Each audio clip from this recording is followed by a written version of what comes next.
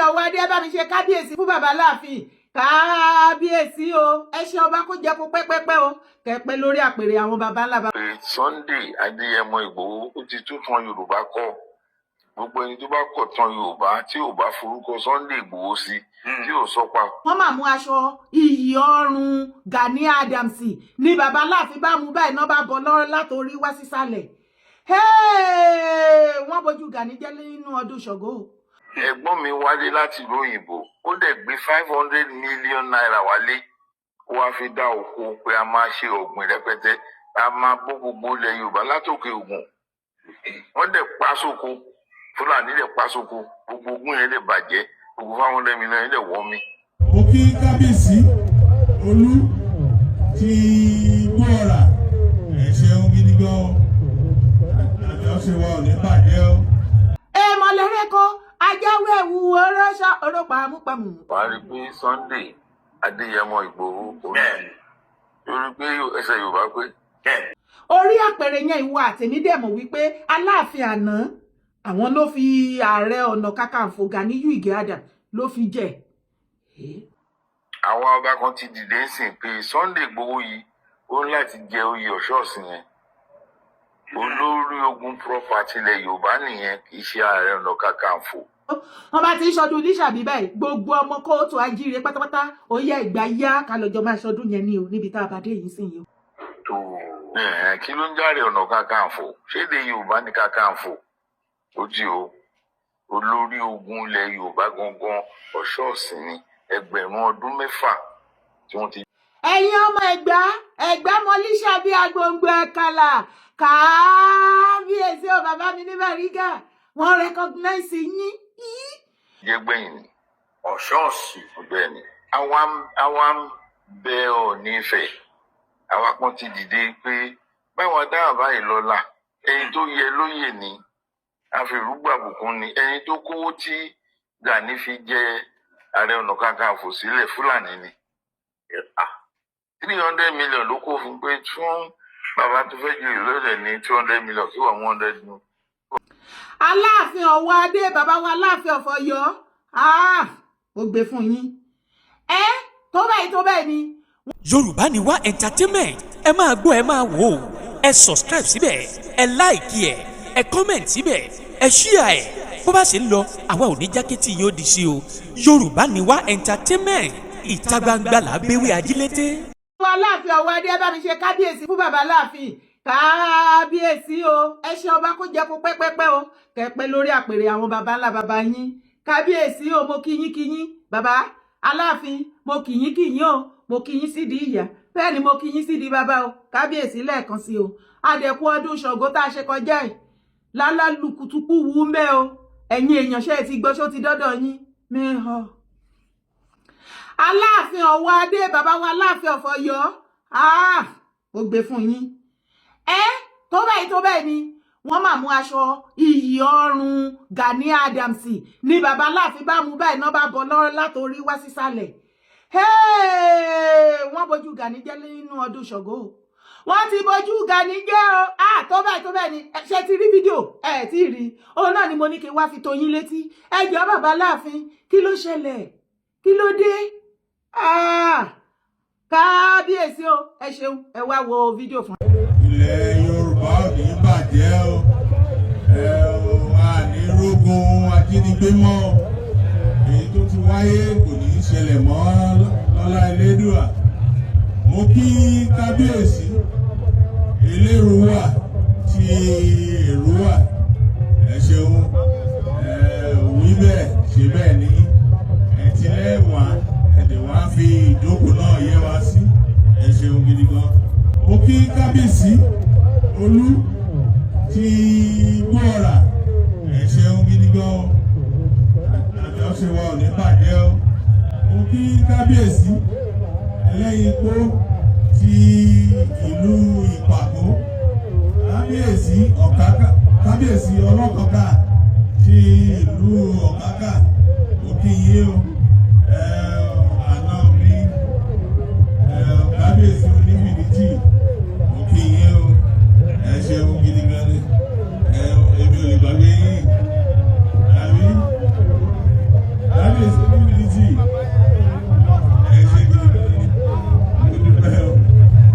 mo kí kábíyèsí olóko tí òkò náà ṣeun gidi gan mo dúpẹ́ lọ́wọ́ yín o ẹ kú ìdílé náà mo kí kábíyèsí olóró ti lóòró Ọ̀yọ́ lọ́láwà lóòró nípàdé o ẹ ṣeun gidi gan ẹ kú àdúró tí aláàbò kábíyèsí ọlọ́rà kí ẹ kú ìdílé o ìlú ọ̀rà náà ò ní bàjẹ́ láti Èdùmàrè ara Ọ̀yọ́ ilé ni ọ̀rá ti jáde inú mi dùn gidi gan ni ìmọ̀jú yín ṣe o ẹ ṣeun mo kí kábíyèsí oúnjẹ ti ìlú òkè òun náà kábíyèsí ẹ ṣeun gidi gan ni mo wá kí gbogbo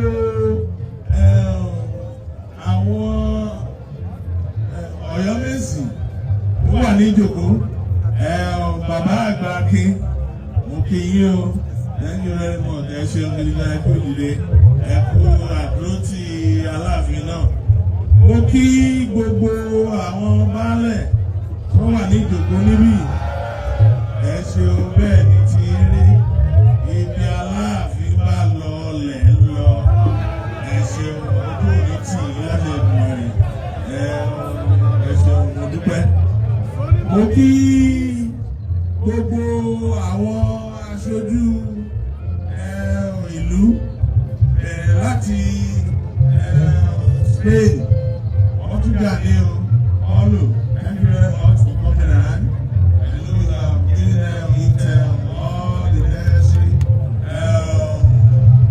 everything possible to make sure that you are there here.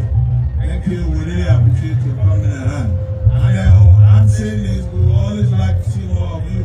You are here this year, we would like to see you next year again. Thank you very much, ẹ ṣeun. Mo kí gbogbo àwa táwa mí lẹ́yìn náà, ọmọ wa Sango.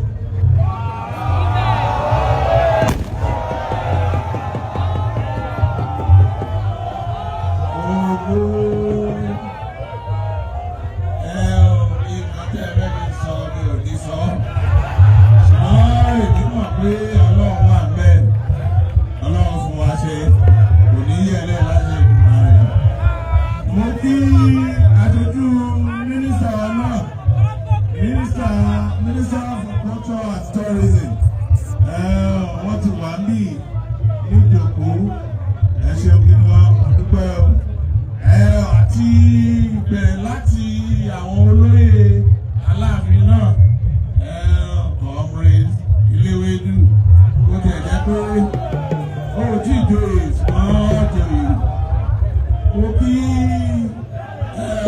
ọmọrin sọ́ba lójú náà ṣe ìtọ́jú Aláàfin ìlú Ọ̀yọ́ mi bàjẹ́ o ẹ ṣeun gidi gan.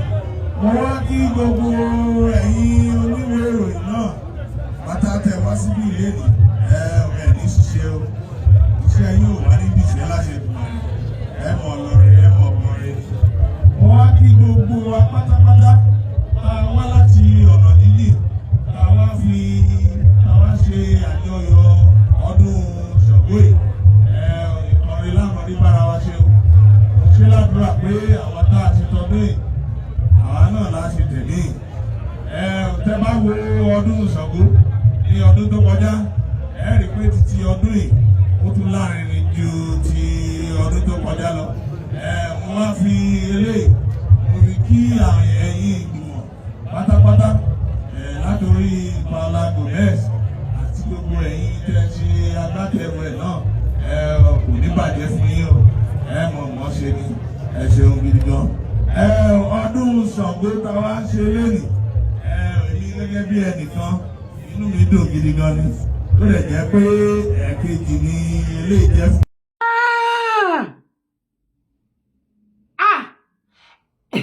ẹ jọ̀ọ́ kó má dàbẹ́ ni wípé mò ń sọ̀rọ̀ sí yín lẹ́nu ẹ jọ̀ọ́ ẹ̀yin èèyàn mi níbi comment section jẹ́ àpàdé kí ni nǹkan tẹ́ rí nínú fídíò yìí kó má dàbẹ́ ni wípé mo sọ̀rọ̀ sí yín lẹ́nu ni o ṣé ẹ ti wò ó torí tí bá ní pé kí gbé gbogbo full video mo wò dé òpin kò síbi tí bàbá Aláàfin Ọ̀wọ̀ Adé kò síbi tí wọ́n ti recognize ààrẹ Gani Adams o gẹ́gẹ́ bí generalismus of Yoruba land ṣùgbọ́n ẹgbẹ́ lẹ́nu bàbá wa Aláàfin Ọ̀wọ̀ Adé wọ́n ní Ọ̀yọ́ ní Yorùbá lọ́yọ̀ọ́ orí àpẹẹrẹ yẹn ìwọ àtẹ̀mí dẹ̀ mọ̀ wípé Aláàfin àná àwọn ló fi ààrẹ ọ̀nà kakanfò Gani Adams ló fi jẹ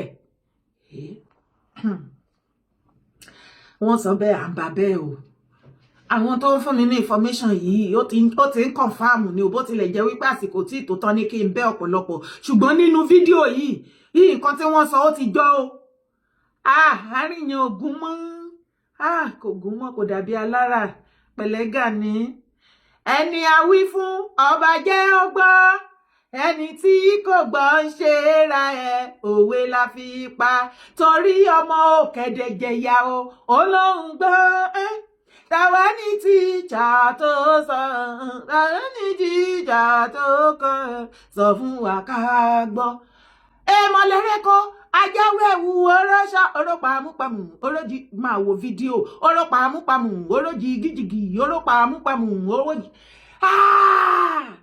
bàbá Aláàfin olórí Abíwùmí ìyá dáadáa my beautiful olórí ẹ̀rín náà ni ẹ pẹ̀lẹ́ mà èmi gbà fún yín Ọlọ́run ẹ rí wípé àwọn èèyàn lọ ń gé tí olórí Abíwùmí jẹ wípé bí bàbá Aláàfin Ọ̀wọ̀ Adé bí wọ́n ṣe recognize gbogbo everybody ní ibi àpèjẹ Ṣàngó ọdún Ṣàngó wọn ò tí recognize ààrẹ ọ̀nà kakanfò Gani Adams bàbá gan jára ìgbà pé nìkéne ẹ̀yìn ìjọ ẹ̀nẹ̀ta ni ìwọ padà lọ wo fídíò yẹn kó tẹjú mọ́ rí wàá rí i pé bàbá gan gbójú pé ẹ̀yìn ìjọ máa sọ ìjọba recognize àwọn tá a recognize níta ni àárín yẹn ti dàrú kò gún mọ́ Gani àwa mọ̀ ìpẹ́ tó bá àtẹ́ǹdè ọdún Ṣàngó yẹn everybody á mọ̀ wípé rẹ́rẹ́ ti rún láàrin ẹ̀yin méjèèjì information wà lọ́wọ́ tèmi wọ́n ní àsìkò tí ìtò ni ṣùgbọ́n pẹ̀lú fídíò eléyìí táwọn fáǹsì mi ṣe yìí tán ní kí n treat yìí èmi náà wá gbé fún gbogbo ẹ̀yin ọmọ kóòtù ajíire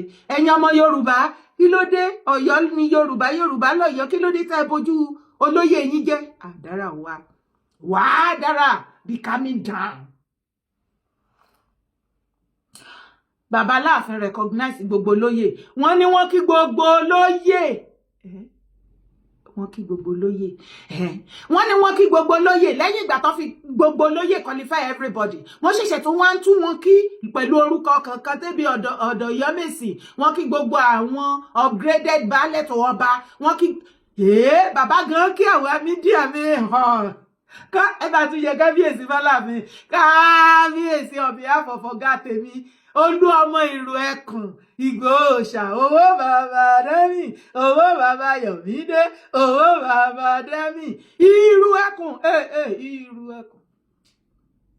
wọ́n ní kínkínyín kí n tún ṣe kábíyèsí Fáláàfin o bàbá ẹ recognize àwa mídíà yìí ìyẹn náà dẹ̀ dá o bàbá dẹ̀ recognize gbogbo everybody tó wà ń bẹ̀ yẹn àtàwọn aráàlú bàbá gan tún wá wọn kiri ó tó stage gan bàbá ọ̀rẹ́ anybody tó ṣẹ́kù láti recognize wọn wá sọ dẹrẹ pé wọn wá ń ṣeré àkàsà ẹni àwí fún ọba jẹ́ gbọ́ àìgbọ́ ẹ̀sìn wàdé o àbùkù kàlá ṣe jù ẹ̀sìn dé o bàbá Aláàfin àti gbàgbé Gani Adams olóyè yín ní orí àpèrè mẹ́ẹ̀ẹ́dẹ́ fi jẹ ẹ ti gbàgbé àti recognize ẹ̀sà ẹ̀ dárúkọ ẹ̀ nínú fídíò yìí kò wà recognizable mọ́ nǹkan ti ṣe wàhálà ìṣègà jù ilé ògbà ọ̀nà ògbà kí ló dé orí àpèrè yìí ló fi Gani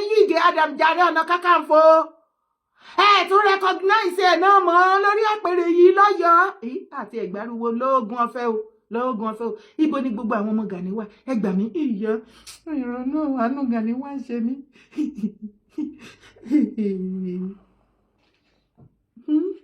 ẹ̀yin èèyàn ẹ rójú Gani mẹ́yẹn ni mo ṣe o ojú Gani wá kéré ó wá rí pé òun nìkan ni ó wo bí ó wo everywhere pé ọṣẹ yí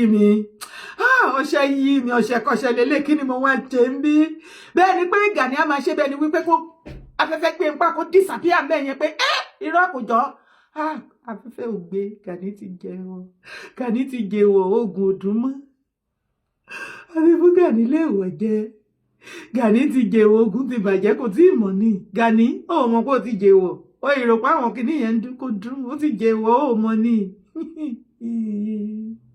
Kí ló irú ẹ̀ṣẹ̀ wo gan ló ṣe bàbá Aláàfin?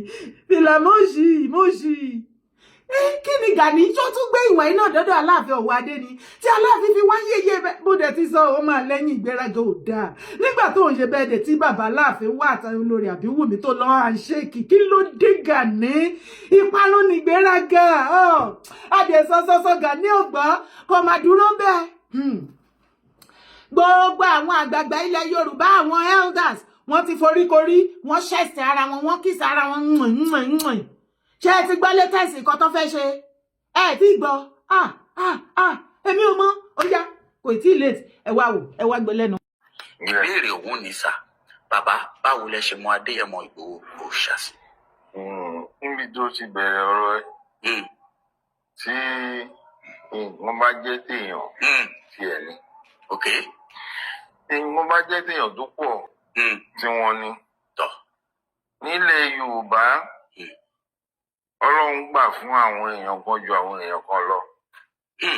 Bẹ́ẹ̀ ni èyí tá a fi jura wa lọ́nà ń pè lẹ́gbọ́n àtàbúrò. Ìjókòó wa ń bí Yorùbá nìwó apá àlàáfíà mi nì bàbá Adéyẹmí Aláàfin Ọ̀yọ́ ni.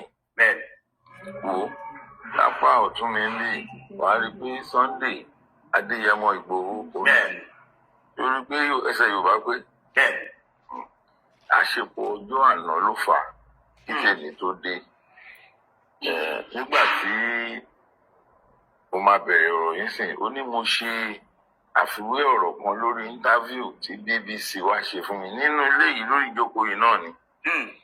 Àfiwé ọ̀rọ̀ tí mo ṣe nípa Ìgbòho ni ní tí mo sọ ń bẹ̀ ni pé Sunday Adéyẹmọ Ìgbòho ó ti tún tan Yorùbá kọ́. Gbogbo ẹni tó bá kọ̀ tan Yorùbá tí ò bá forúkọ Sunday Ìgbòho sí tí ò sọpa tó kú kò tí ì rí tan Yorùbá sọ. Ó ti tún kọ́ pátápátá. Ìran Yorùbá ò ṣẹrú rí. Ṣùgbọ́n díẹ̀ ló kù ká wọ oko ẹrú lọ́wọ́ Fúlàní. Àgbà tó mọ ìjáde bọ́ta pé àní gbarú eléyìí o. Ẹ̀gbọ́n mi wálé láti ìlú òyìnbó ó dẹ̀ gbé 500 million naira wálé. Ó wá fi dá oko pé a máa ṣe ọ̀gbìn rẹpẹtẹ a máa bó gbogbo ilẹ̀ Yorùbá látòkè Ògùn. Wọ́n dẹ̀ pa sóko Fúlàní dẹ̀ pa sóko gbogbo ogún yẹn dẹ̀ bàjẹ́ gbogbo 500 million yẹn dẹ̀ wọ́ mi. Gbogbo katapila tó gbé wálé Fúlàní wọ́n gbogbo ẹ̀ di tó jóná tó wọ́n jogún ẹ̀ lóko. Òun dẹ̀ wá ní ibi tó produce yẹn ta ní oníláárí ó ń bọ́ gbogbo wa yìí. Ó wá ní kí n má bọ̀ yín mọ́ yìí náà wá ṣiṣẹ́ ọ̀gbìn. Iṣẹ́ táwọn bàbá wa ń ṣe náà fi ń bọ́ra wọn nìyẹn. Ẹ wá pa sóko lórí kílò fẹ́ǹsì ẹ̀ Fúlàní ń jẹ kú tán. Ẹ wá parú èèyàn bẹ́ẹ̀ yẹn sóko. Mo wá fi ọ̀rọ̀ yẹn wé níṣàbí agbègbè àkàlà. Ó ní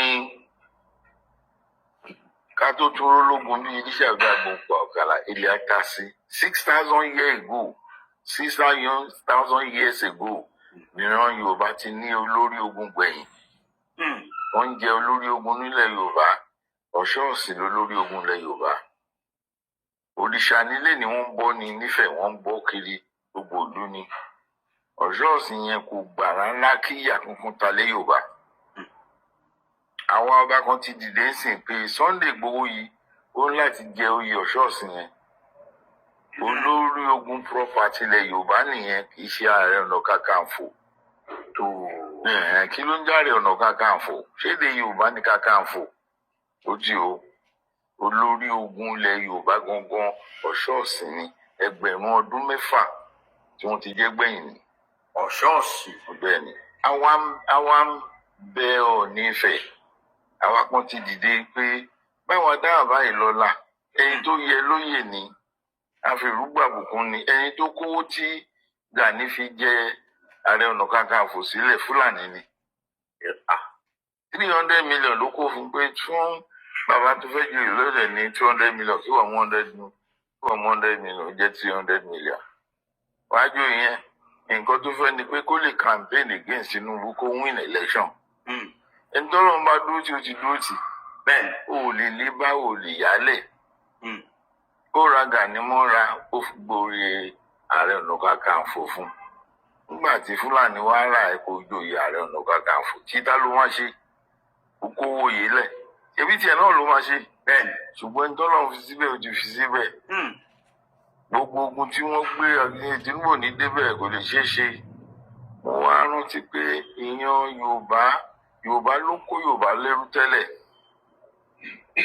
Ọ̀yọ́ ló ń kó Ẹ̀gbá lẹ́rú kò sílùú tí Ọ̀yọ́ ò kó lẹ́rú rí ó tún kó lẹ́rú wọ̀lú Ègùn ó kó wọn lẹ́rú wọ Kútọ́nù ó kó wọn lẹ́rú wọ Ọ̀dúnúvò bẹ́ẹ̀ ni Ọlọ́yọ̀ ń jagun kiri ó dẹ̀ ń kó wọn lẹ́rú ó dẹ̀ ń fọba jẹ sílùú wọn yẹn tọmọ Ọ̀yọ́ pé ọmọ Ọ̀yọ́ ló máa jẹ lórí. ó lẹ́tìkẹ́ ẹ̀yin ọmọ Ẹ̀gbá mọ́líṣà bí agbóngbò ẹ̀kálà kábíyèsí o bàbá mi ní Bàrígà wọ́n recognize yín wọ́n ní líṣàbí agbóngbò àkàlà láti ìgbà tí iṣẹ́ mọ̀ pé wọ́n máa ń ṣọdún líṣàbí náà ní Ẹ̀gbá àsìkò ti tó wọ́n bá ti ń ṣọdún líṣàbí báyìí gbogbo ọmọ kóòtù ajíire pátápátá ó yẹ Ẹ̀gbá yá ká lọ́jọ́ máa ṣọdún yẹn ní o níbi tá a bá dé yìí sìn yìí o àsìkò unity la wà sẹ́ẹ̀ èyí tó bá wá fẹ́ tara ẹnu tó lóun ò bá wa ṣe ẹ jẹ́ kó fúnra lára ẹ̀ kó single handedly kó tara ẹnu báyìí ṣe ráwa original ọmọkọ àsìkò tí àwa original ọmọkọ a ní iṣẹ́ tó pọ̀ láti ṣe nílẹ̀ bàbá wa a máa ti ṣaṣára bá gbó ṣe rí gbogbo àwọn ọmọ àlè tó ti wá pa tó ń sọ̀rọ̀ ọ̀nà àwa bíyàfù tó bà ilẹ̀ bàbá wa jẹ́ onílẹ̀ ti ta àwa original ọmọ jí o bẹ́ẹ̀ ni wọ́n ní ká má bẹ̀rù wọn wọ́n ní ká má fòyà wọn nítorí pé onílẹ̀ ti kọ́ńkà wọn èyí tó kù àwa la máa ṣe má sàsẹ́yìn má jẹ́ kẹ́rù báyìí òun lórí tó ń ṣẹlẹ̀ yìí o bẹ́ẹ̀ ni a máa tú ìtọ̀kọ àti ẹ̀ ti ń tú ìtọ̀kọ kí lẹ gbọ́ lẹ́nu bàbá wa kábíyèsí Bàrígà wọ́n ní oyè ọ̀ṣọ́ọ̀ṣì òun ni olórí ogun jagunjagun láti bí how many years ṣe 6,000 years ago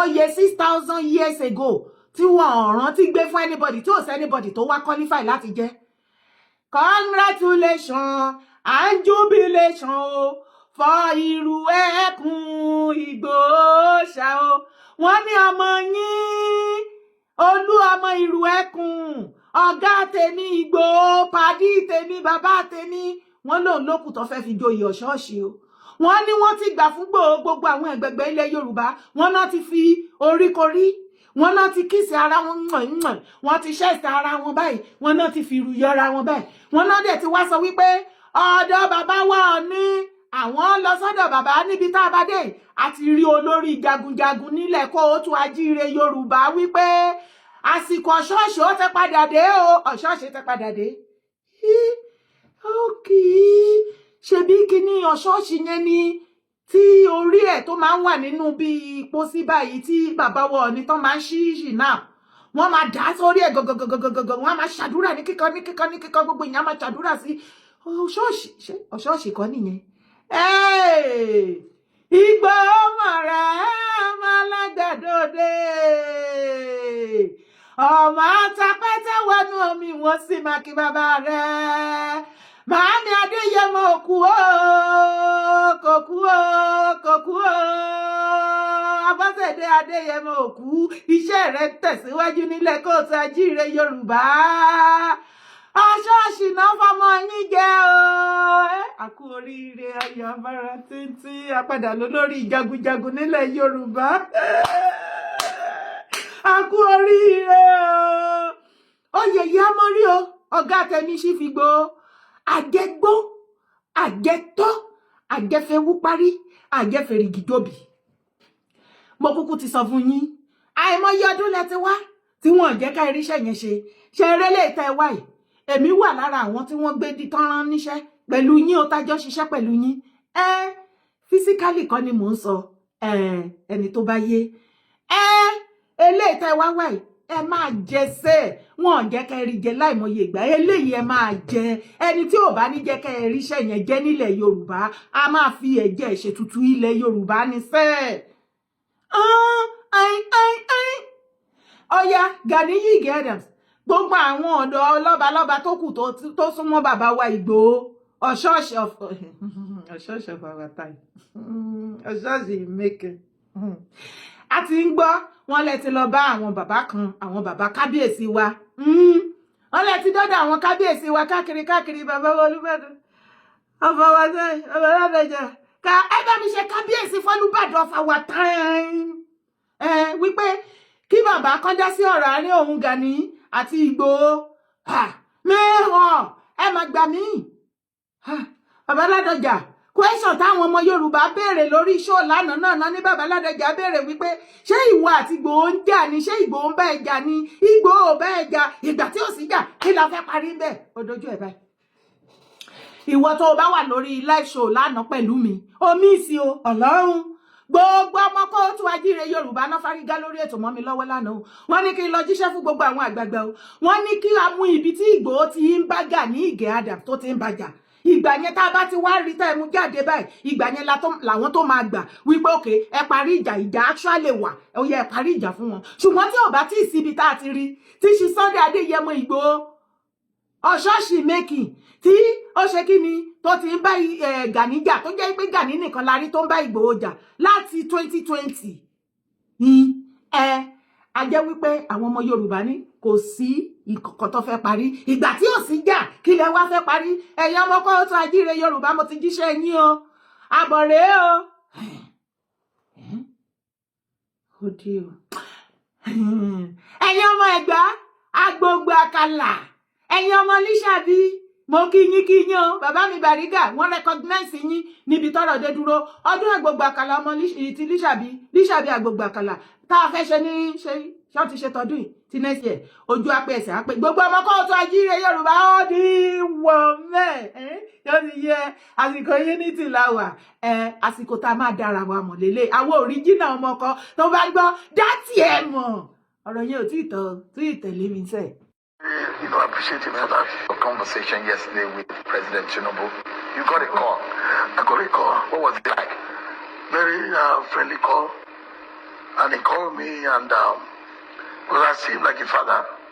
So he called me and I just say, Mr. Governor, what's going on? How's the election going? I said, your son is cruising to victory. I mean, I've won and all that. So I mean, we just, joke about it and everything. And he just told me, oh, congratulations, that democracy is, bleeding. And he said, congratulations and everything. And the next thing, we only joke about it. Anytime he sees me, he said, Ijoko, how's that going? I said, it's going very well. And in fact, I'll come and see you as soon as I can do 1 or 2 steps. And he laughed. And he just said, congratulations. So I really, appreciate him for that. Record me and play it to him. Let him hear. And let him know the reason why we defeated them.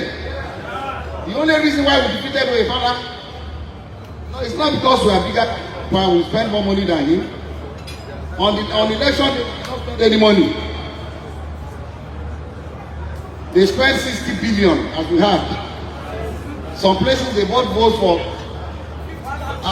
as high as 50,000 naira for one single vote.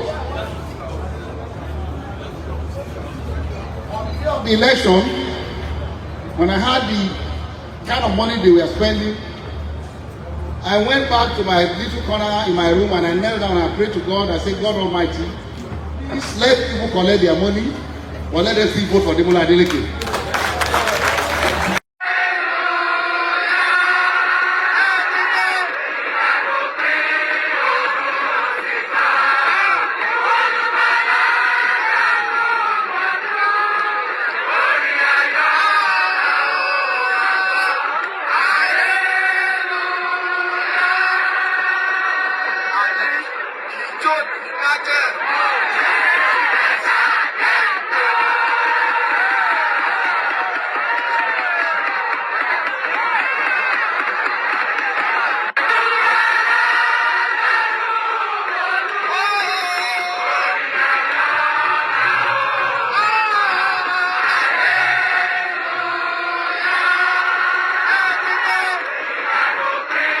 Oyetola, former governor Osun State. Ẹ pẹ̀lẹ́ sà. Ẹ ǹlẹ́ sà. Mo kí yín ni. Ẹ ǹlẹ́. Alva. Villa Moji. Alva Daddy Oyetola jàre. Ẹ wá gbọ́ nǹkan tó ṣẹlẹ̀. Àwọn síkírìtì tó ṣẹlẹ̀ láàrin APC àti Accord lórí ìbò Ọ̀ṣun. Ẹ wá gbọ́ wìrìwìrì àṣírí. Tinubu warned them. He told them Adeleke is politically dangerous. Just last week, he met with our APC leader from Osun in the villa. He shot Oyetola behind the doors.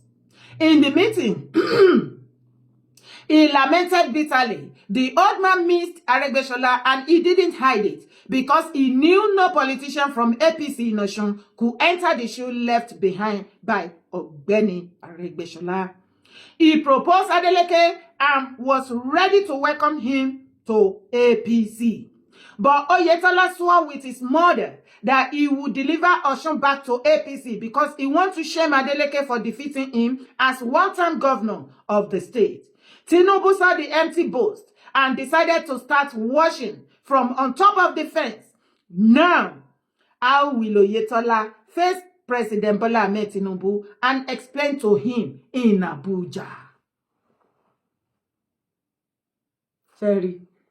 Former governor Osun State, Governor Adeleke, tí wọ́n took over from him. Ẹ mọ̀ wọ́n náà. Àwọn ni wọ́n fọwọ́ sọ̀yà tí wọ́n àṣọ gbogbo APC wípé kí ni ẹ lọ fọkàn balẹ̀. A máa dìbò, a máa wọlé, a máa bojú Adeleke jẹ́. Wọ́n dẹ̀ ní bàbá Tinubu pé wọ́n tó wọ́n nu wọn wípé the Adelekes are very, very dangerous when it comes to politics, yo. Má bá wọn ṣeré o, wọ́n kóró gan ni o. Wọ́n ní bàbá Oyetola, former governor Osun State, ní pé ẹ lọ fọkàn balẹ̀, bàbá Tinubu kò sí nǹkan tó máa ṣẹlẹ̀. Òun fúnra lára àwọn ìyẹn Oyetola single-handedly àwọn máa ṣe kí ni wọ́n á bojú Adeleke jẹ́ ní Ọ̀ṣun. Torí wípé one time ló jẹ́ ní Adeleke jẹ́ kí Oyetola kó ṣe governor ní Ọ̀ṣun tó fi take over. Tó bá wá gbọ́ fọ́dà ní inú fídíò tó wò tán yẹn, wá rí wípé bàbá Davido tó ń sọ̀rọ̀ ńbẹ̀ yẹn, wọ́n ní àwọn gbọ́ wípé APC wọ́n ti ná about 60 billion. Ẹ̀yin people ìlówó ṣé 60 náà pè ní àbí 6 billion ẹ̀ ń pín yáfún.